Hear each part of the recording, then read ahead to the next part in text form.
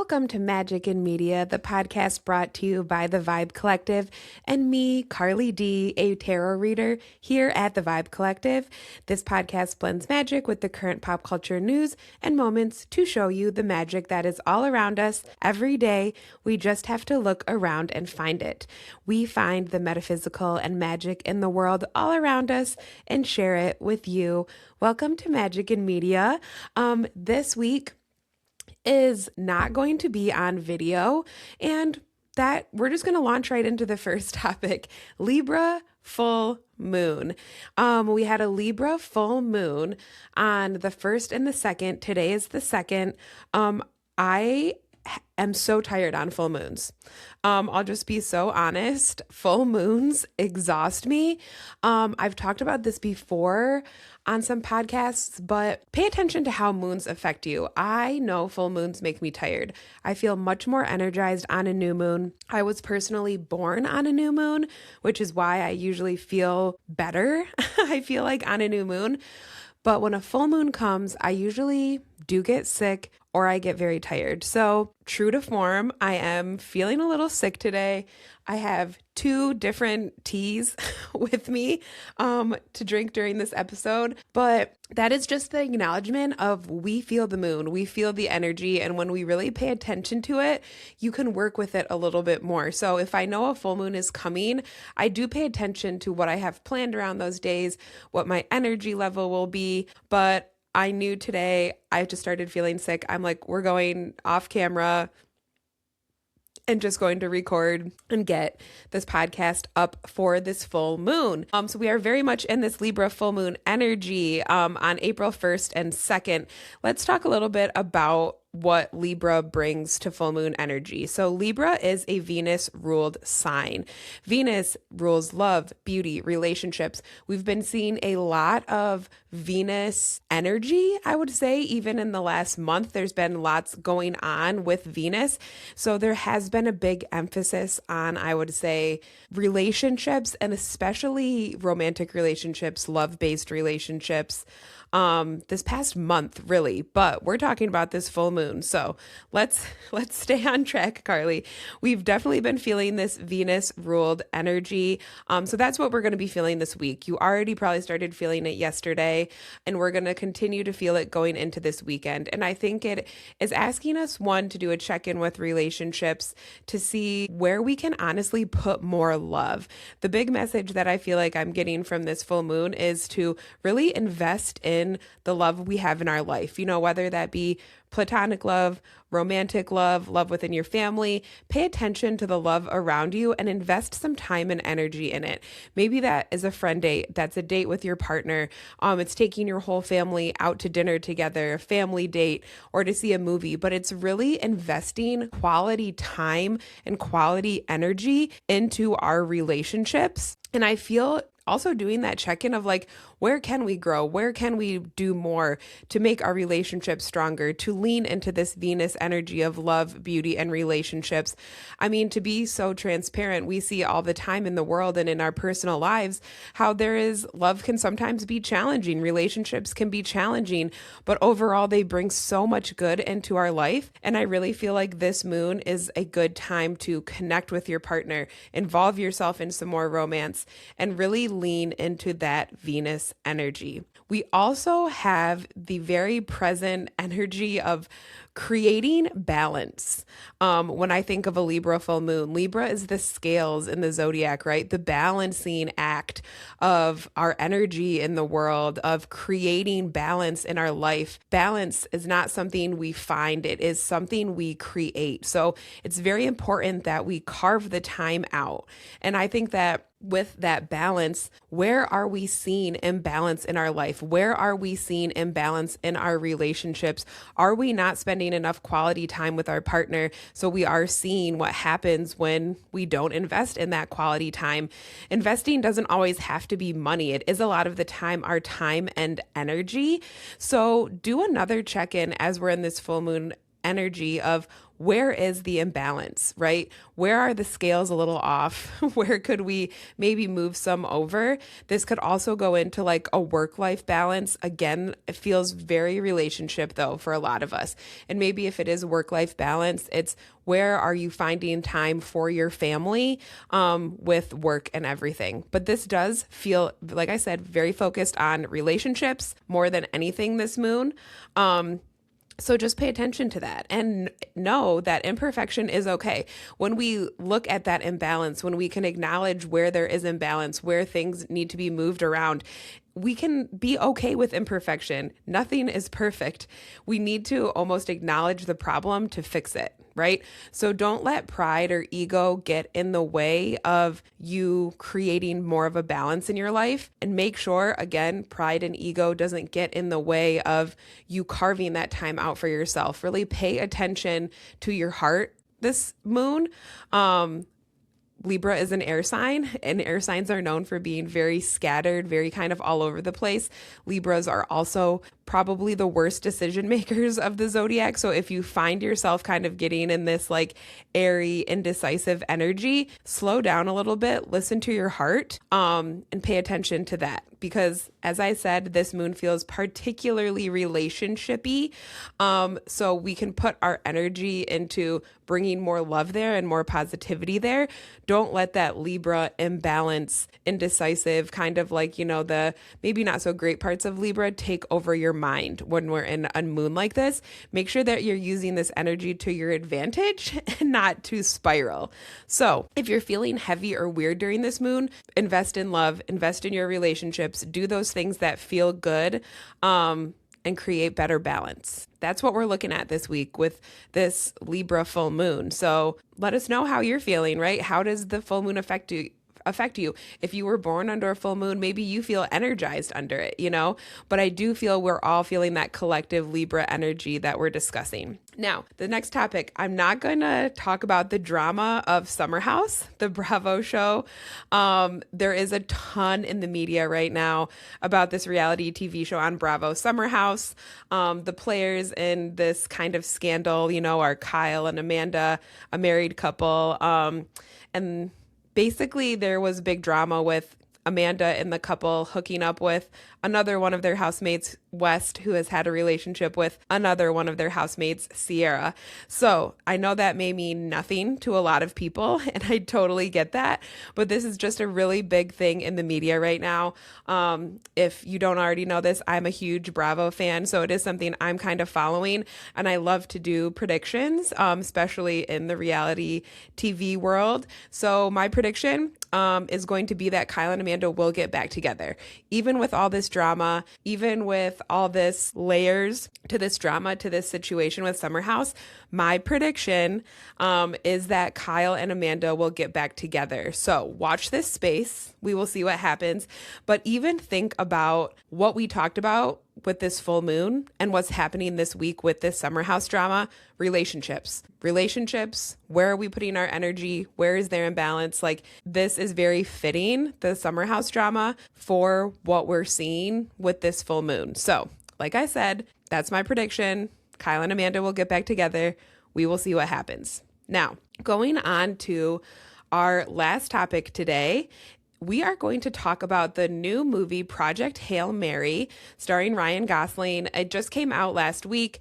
This is a science fiction book written by Andy Weir. He also wrote The Martian, which was made into the movie with Matt Damon, where he lives on the planet Mars. I can't remember what planet he lived on in Martian. But anyway, he lived on a planet by himself. Very like solitary work he's doing in that movie. But it is, very much about space, isolation, and someone finding themselves in space, right? That's kind of the trend, I would say, in his two books. But we are going to be talking about Project Hail Mary, which is the newest film. This was a science fiction movie. I saw it this week and I I liked it. We're going to talk about where we see the magic show up in a science movie. And most of us aren't surprised that there is actually a lot of science. I mean, lots of magic in science, in space, in astronomy. If you really look into it, there is a lot of correlation with space because it is the unknown, right? And a lot of mysticism and magic is very unknown or hidden, and having to kind of trust that something is out there even though we can't see it. So that is what I always kind of think is interesting when you see, space and kind of the magic element come together. But let's talk about where we saw magic in Project Hail Mary, and where we saw that magic in media. The first thing I want to talk about is what the author made up from his imagination and science. So the author, Andy Weir, he thought of several novel original ideas in the movie, in the book. And I think of imagination, the magic of your mind, and science as the kind of alchemy. Alchemy is science and magic coming together. So there is this element of unknown in our imagination, and where we can pull from this kind of limitless space when we really try. And then you can blend it with science, which he went very in depth with his science research on everything for this movie, which I just think is honestly really cool and very important. But he definitely has an alchemical mind, I would say. So the first thing that he made up that is a big part of the story's plot was this astrophage. And basically this is the problem of the movie, right? There's a bacteria-like kind of cell that is multiplying at a rapid rate in space that is dimming the sun. And this is not real. The astrophage is not this, unpenetrable, untouchable, doubling in size at a rapid rate element is not real. This is something he made up for the movie, but the problem of the movie is that this astrophage is dimming the sun, which will ultimately, result to the earth cooling, a disruption in the food chain, and obviously not very good things for the world, lots of death, war, problems like that. So in this movie, Ryland Grace, the main character, is trying to stop this from happening. The whole plan is for, the spaceship to go and see what's going on. How can we stop this dimming? How can we stop this cooling of the earth that will result in, tragic disaster, end of the world type stuff? And that is the first thing that he made up. That wasn't real science in the movie, but he used science to kind of create something new. Another thing in the movie that was that same thing, combination of science, but with something that is not real, on our earth, is the material xenonite. And xenonite is the material made by the alien that is in the movie, which is a huge part of the plot as well. But xenonite is made from xenon, which is a gas here on Earth. But because the alien's planet has a different atmosphere, it is able to become a solid and something that they can literally make material out of. Again, something that could exist in theory, but doesn't. So he made it up to connect to this alien story to his home planet. So I think that even just those two things, but especially the xenonite, speaks to the knowledge of other worlds, right? Learning and being open to learning new things from people who come from different places. Even though it may not make sense to us in that moment, we can learn from it. It doesn't mean that because it's not real for us yet, that it's not real for this person. And it really is important to be open to learn new things. Don't close off your mind. Don't close off your heart, I would even say, from being open to growth. I thought that that was a cool way to bring in science, but also acknowledge, right, that things can be different than what we know, right? We can't always just be so my way is right, what I know is right. There could be other ways. There could be other ways of doing things and learning things. So I thought that was really cool. Those are just two examples of things in the movie that he used his imagination and science to create. Another thing I loved about the movie, probably my favorite part, is the alien that is in the movie. His name is Rocky. He comes from this planet with a different atmosphere than us, but ultimately he is trying to solve the same problem as the main character. character, Ryland Grace, his planet is also being affected by this astrophage that is essentially spreading like a bacteria through space.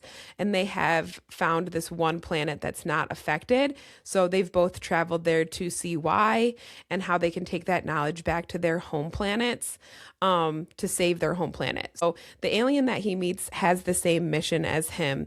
And what I liked about him, and I also thought was kind of magical, was he had a lot of crystal like energy crystals stuff happening with him.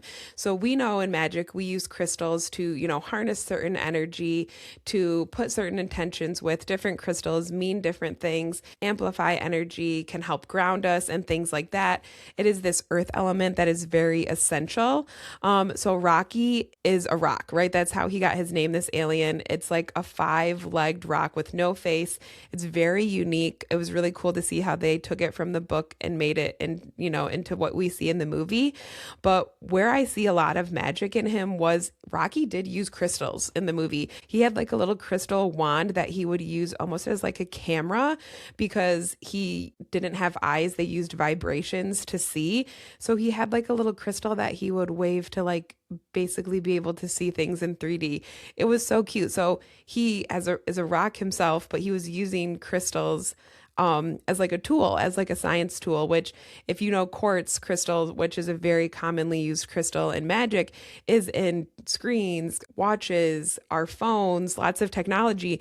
So there is a lot of crystals already used in technology we use every day. It was cool to see him using it in the movie in that way. Rocky, like we said, is also made of rock, but I will say it looked like there were little crystals in him, which I would love to know if that was like planned or anyone did that on purpose, but it did look like there were little crystals embedded like into him. And to me, they looked like what would be a green calcite or a chrysoprase, which are both heart-focused crystals or crystals that focus on the heart chakra, on love, on connection. And he really was like the heart connection part of the movie. So I thought that was cool. Rocky's character, his whole kind of arc in the movie is to show the connection that he has with the main character, Ryland Grace, which is very heart focused. It's about friendship. It's about caring for others. So the fact that the little crystals in him would be something like green calcite or chrysoprase would be really cool from a magic standpoint, because those are, like I said, heart focused, heart chakra, love kind of crystals. So I really did love that aspect of the movie as well. And I just thought he was such a cute little alien. And it was so different from any other aliens we've seen. And again, I just really think that speaks to the author's imagination. And you can really see so much connection with magic in space. So I was really happy to see those connections in this movie. This movie, like I said, just came out, Project Hail Mary. I really liked it. I do recommend you check out that media and let us know what you think and where you saw the magic in it yourself. But my friends, that is what we have for magic in media this week. I hope that this full moon is illuminating for you. I hope that it shows you ways that you can grow and expand and really lean into that Venus love part of your relationships. So have a great week. We will talk to you soon. And as always, find the magic in your own life.